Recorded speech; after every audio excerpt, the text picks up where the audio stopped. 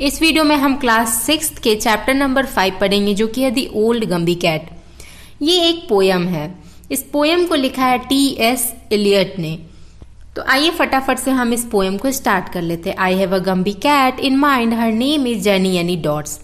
यहाँ जो इस पोयम के जो राइटर हैं टी.एस. एलियट, वो बता रहे हैं कि उनके दिमाग में एक गम्बी कैट है जिसका कि नाम है, जिस गम्बी कैट का नाम है Jennyanydots. Her coat is of the tabby kind with tiger stripes and leopard spots. अब जो उसके कोट है यानी कि जो उसके खाल होते हैं ना, वो कैसे हैं? टाइगर के ऊपर आपने धारियां देखी है ना, स्ट्रिप्स, वैसे हैं उसके ऊपर धारियां बने हुए। और लियोपार्ड के ऊपर जो स्पॉट्स देखते हैं ना, वो भी हैं इसके शरीर पे। टैबी का मतलब होता है stripped.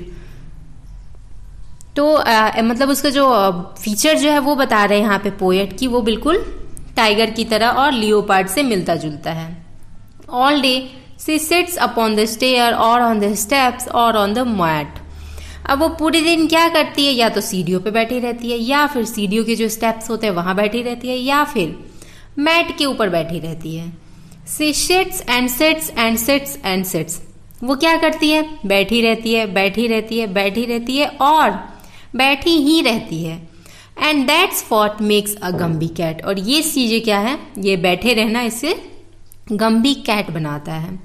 But when the day's hustle and bustle is done, then the Gumbie cat's work is but hardly begun. अब क्या होता है, जैसे ही दिन के सारे चहल पहल बंद हो जाते हैं, जो सारे लोग नहीं कामकाज में बिजी रहते हैं, इधर से उधर गाड़ियां निकल रही होती हैं, शोर शराबा हो रहा होता है, जब ये सारी चीजें बंद हो जाती हैं तब गम्बी कैट का काम शुरू होने वाला होता है। And when all the family in the bed and as सारी की सारी फैमिली, परिवार जो है वो क्या करते हैं?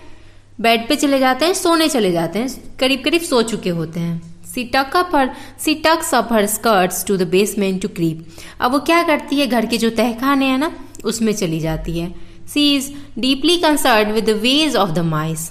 यहाँ क्या, वो बहुत ज्यादा वरीड होती है, चिंतित होती है।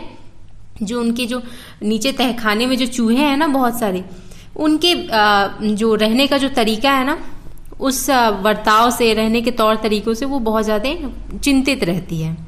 ऐसा कैसा तरीका है? अभी हम आगे पढ़ेंगे कैसा तौर तरीके से वो रहते हैं। Their behaviours not good and their manners not nice. क्या है? उन चूहों के जो बिहेवियर है, व्यवहार है, वो अच्छा नहीं है। उनके मैनर्स भी उन्हें अच्छे से नहीं आते हैं। तो ये सारी चीजें क्या गम्बी कैट को चिंतित करता है, वरी करता है। ये इस वजह से चिंतित रहती है कि इन लोगों को कुछ भी नहीं आता है, चूहों को। So when she has got them lined up on the matting, she teaches them music, crocheting and tutting.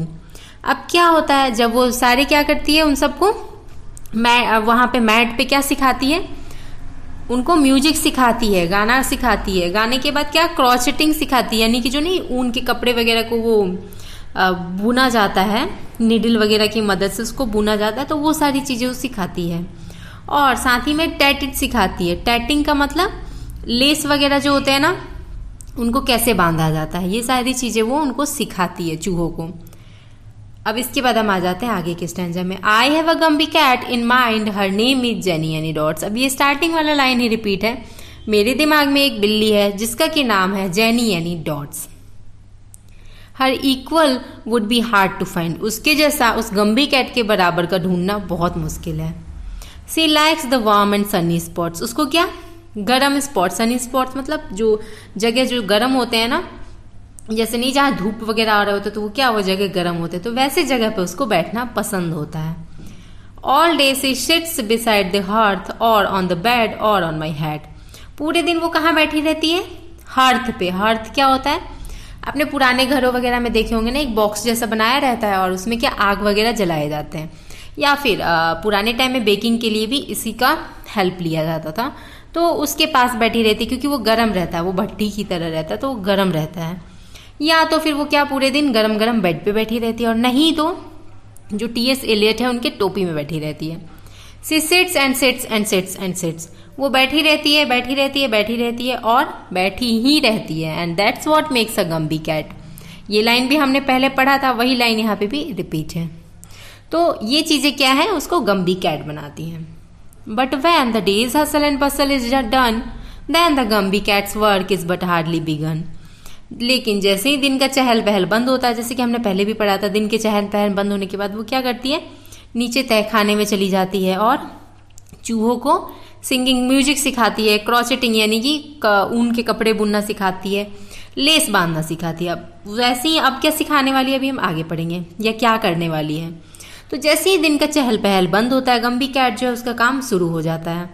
As she finds that the mice will not ever keep quiet, जैसा कि वो वहां पे फाइंड करती है, समझ जाती है कि ये जो चूहे हैं ना ये शांति से नहीं रहने वाले, क्योंकि उनके हिसाब से बिल्ली को ऐसा लगता है इनको मैनर भी नहीं है, तो ये तो वरीड तो रहती ही थी, तो यहाँ पे वो समझ जाती है कि तो शांति से तो रहने वाले नहीं है। She sure it is due to irregular diet, अब उसको ऐसा लग रहा होता है, वो इससे श्योर हो जाती है कि हो सकता है नहीं, मतलब यहाँ पे वो कंफर्म रहती है कि ऐसा ही है कि उसको क्या सही से डाइट नहीं मिल रहा है, मतलब कि टाइम टाइम पे खाना पीना सही से नहीं मिल रहा है, अच्छा खाना नहीं मिल रहा है, इसी वजह से ये लोग क्या हमेशा शोर मचाते रहते हैं, मतलब नहीं चूहे चू चू चू चू करते रहते हैं, वैसे करते रहते हैं, तो उसको ऐसा लगता है उसे खाना सही टाइम पे नहीं मिल रहा है। And believing that nothing is done without trying, और वो यहाँ पे ये सोचती है कि अब बिना कुछ किए तो नहीं हो सकता है। She sets right to work with her baking and frying, अब वो क्या कर देती है, बेकिंग एंड फ्राइंग करना शुरू कर देती है, मतलब कुछ चीजें पकाना, कुछ चीजों को फ्राई करना, खाने की चीजों को। She makes them a mousy cake of bread and dried peas, अब यहाँ पे वो क्या बनाती है, एक मूजी केक बनाती है। मूजी केक एक स्वीट डिश है, मीठा होता है खाने में, ये क्रीम अंडे वगैरह से बनता है, इसी का फ्लेवर आता है और साथ में उसमें फ्रूट्स चॉकलेट इन सब के स्वाद आते हैं, तो ये उसका एक केक बनाती है और कुछ सूखे मटर देती है उनको खाने के लिए। And a beautiful fry of lean bacon and चीज, अब यहाँ पे बैकन जो सुअर का मीट होता है ना, पिग मीट, वो इस यहाँ पे वो उनको देती है और साथ में क्या चीज भी देती है चूहों को। So for old Gumbie cats let us now give 3 cheers, यहाँ वो बोल रहे हैं पोएट की, तो ऐसे गम्बी कैट के लिए क्या करें हम, चीयर्स करें, मतलब उसको नहीं होता है किसी की अप्रिशिएट करना, किसी के काम की सराहना करना, उसके लिए चीयर अप करना, तो क्योंकि यहाँ पे उसने एक बहुत अच्छा काम किया तो उसके लिए हम चीयर अप करें, 3 cheers. On home well ordered house hold depends it appears, जैसा कि देखा जा सकता है कि जिसके ऊपर की सारा जो हाउस होल्ड, जो हाउस के जो कोर्स होते हैं, जो भी काम होते हैं ना, वो सारी चीजें डिपेंड करती है, जैसे कि उसने चूहों के सारी जिम्मेदारियां तो उसी के ऊपर थी ना, तो ऐसे काम के लिए क्या करें हम, गम्बी कैट के लिए चीयर अप करें, उसको उसकी तारीफ करें, उसकी सराहना करें। तो ये था आपका पोएम। आई होप आपको ये पोएम बहुत ही अच्छे से समझ में आ गया होगा। Thanks for watching and happy learning.